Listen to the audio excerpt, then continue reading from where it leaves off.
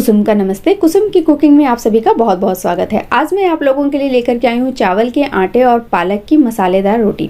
इस रोटी को अगर आप एक बार किसी को खिला दोगे ना तो वो रोटी ना आपसे बार बार मांगेगा कि इस रोटी को किस तरह से बनाया था, मुझे भी बतलाओ।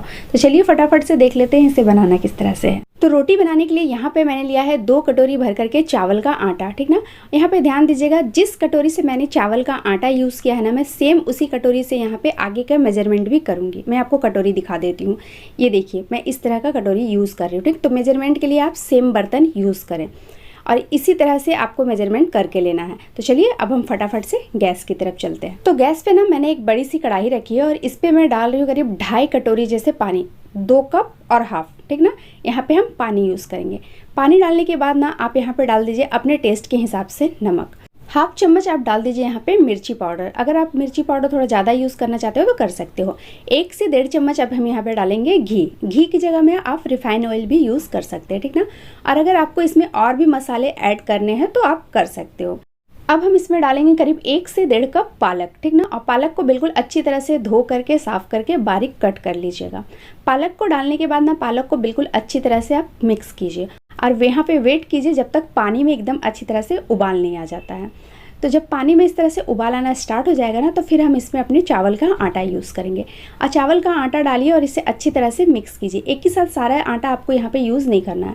एक बार 1 कटोरी डालिए, थोड़ा सा मिक्स कीजिए, उसके बाद दूसरा कटोरी यहाँ पे डाल दीजिए, ठीक। और चावल का आटा डालने के बाद ना आप गैस की फ्लेम को यहाँ पे बंद करेंगे और चावल के आटे को बिल्कुल अच्छी तरह से मिक्स करेंगे। तो यहाँ पे देख सकते हो चावल का आटा हमारी बिल्कुल अच्छी तरह से मिक्स हो गया है पालक के साथ। तो अब हम यहाँ पे लगा देते हैं ढक्कन और इसे ढक करके 10 मिनट रहने देते हैं। मिलते हैं हम 10 मिनट बाद। तो यहाँ पे 10 मिनट हो गए हैं और चावल हमारी बिल्कुल अच्छी तरह से फूल चुकी है। तो अब हम क्या करेंगे ना, सारे चावल को इस प्लेट में ले लेंगे और प्लेट में लेने के बाद ना इसे अच्छी तरह से हमें मसलना है। तो ये बहुत ज़्यादा गर्म है इसलिए आप हाथ से बिल्कुल इसे टच नहीं करोगे। इस तरह से कटोरी लीजिए और उसकी मदद से इसे मसलना स्टार्ट कीजिए। तो यहाँ पे इसी तरह से हम इसे मसलते हुए इसका एकदम एक साथ इकट्ठा कर लेंगे। तो यहाँ पे देख सकते हो सारा डो हमारा एक साथ इकट्ठा हो गया है। जब इस तरह से एक साथ इकट्ठा हो जाए ना तो यहाँ पे आप लीजिए ठंडा पानी और हाथ को गीला कीजिए और इसका सॉफ्ट सा डो तैयार कर लीजिए। तो इस तरह से मसलते हुए वापस से हम इसका डो तैयार करेंगे। तो यहाँ पर डो बिल्कुल अच्छी तरह से तैयार हो गया है। अब हम इसके ऊपर डालेंगे 1 से 2 चम्मच घी और वापस से फिर से मसलेंगे। तो यहाँ पे देख सकते हो एकदम सॉफ्ट रोटी का डो हमारा बनकर तैयार हो गया है। तो हमारी बिल्कुल अच्छी तरह से तैयार हो गई है और अब हम यहाँ जितना बड़ा रोटी का साइज़ चाहिए ना आपको, उसके हिसाब से आप यहाँ पे गोले कट कर लीजिए। तो यहाँ पे मैं मीडियम साइज़ के गोले कट कर रही हूँ। उसके बाद ना जो एक्स्ट्रा आटा है ना, इसे आप कॉटन के कपड़े से ढक करके रख दीजिए, वरना ना क्या होगा, आटा सूख जाएगा, ठीक। उसके बाद इस तरह का गोले लीजिए जो हमने अभी कट किया है और उसको ना हाथ की मदद से इस तरह से रख के अच्छी तरह से प्रेस करके इसको चिकना कर लीजिए। इस तरह से मसलते हुए इसे एकदम अच्छी तरह से सॉफ्ट कर लीजिए। उसके बाद यहाँ पे लीजिए सूखा आटा और इसको आटा में इस तरह से लपेट दीजिए। लपेटने के बाद ना आप इसे हाथ की मदद से अच्छी तरह से पहले फैला लीजिए। वापस से इसे फिर से सूखे आटे में इस तरह से कोट कीजिए। उसके बाद यहाँ पे रखिए और इसको बेलन से अच्छी तरह से बेल लीजिए। बेलते समय ध्यान दीजिएगा नीचे का नीचे ही रहना चाहिए, ऊपर का ऊपर है। इसमें सूखा आटा डाल करके आपको बेलना है। तो यहाँ पे रोटी हमारी बिल्कुल अच्छी तरह से बेल करके तैयार हो गई है, आप देख सकते हो।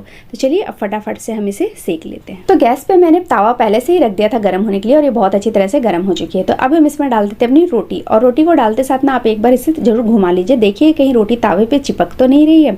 उसके बाद ना इसे नीचे से पहले पक जाने दीजिए। जैसे ही ये नीचे से पक जाएगा ना, आप इसे पलट दीजिए।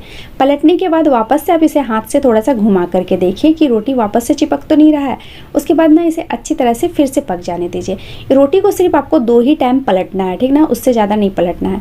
उसके बाद ना रोटी को जब इस तरह से पलट लोगे ना, तो उसके बाद यहाँ पे कॉटन का कपड़ा लेना है आपको और उसकी मदद से रोटी को बिल्कुल अच्छी तरह से प्रेस करते हुए फुला लेना है। तो यहाँ पे देख सकते हो रोटी हमारी कितनी आराम से फूल रही है, कोई भी दिक्कत नहीं हो रहा है रोटी को फूलने में, है ना। तो बस इसी तरह से चलिए हम यहाँ पे फटाफट से सारी रोटियाँ बना के तैयार कर लेते हैं। तो ये लीजिए हमारी चावल की रोटी बनके तैयार हो गई। जब भी मैं चावल की रोटी बनाती हूँ ना तो इस तरह से टोकरी में ही रखना पसंद करती हूँ, इससे ना चावल की रोटी गीली नहीं होती है। तो यहाँ पे देख सकते हो हमारी रोटी कितनी अच्छे से सॉफ्ट से बनी है। तो चलिए फटाफट से हम इसे तोड़ करके भी आपको दिखा देते हैं।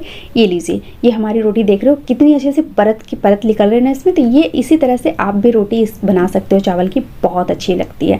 और जब भी आप चावल की रोटी किसी को खाने के लिए दो ना, तो आप ना इसके ऊपर घी लगा करके इसे वापस से सेक करके दीजिए। इससे ना ये थोड़ी सी क्रिस्पी भी हो जाती है और बहुत टेस्टी लगती है। और आप चावल की रोटी की रेसिपी पसंद आई हो तो प्लीज़ मेरे चैनल को लाइक करें, सब्सक्राइब करें और शेयर करें। बेल आइकन को जरूर से जरूर दबा लीजिएगा कि जब भी मैं कोई नया वीडियो डालूँ तो आप तक नोटिफिकेशन सबसे पहले पहुंचे। वीडियो देखने के लिए बहुत बहुत धन्यवाद। मिलते हैं नेक्स्ट वीडियो में, तब तक के लिए बाय बाय।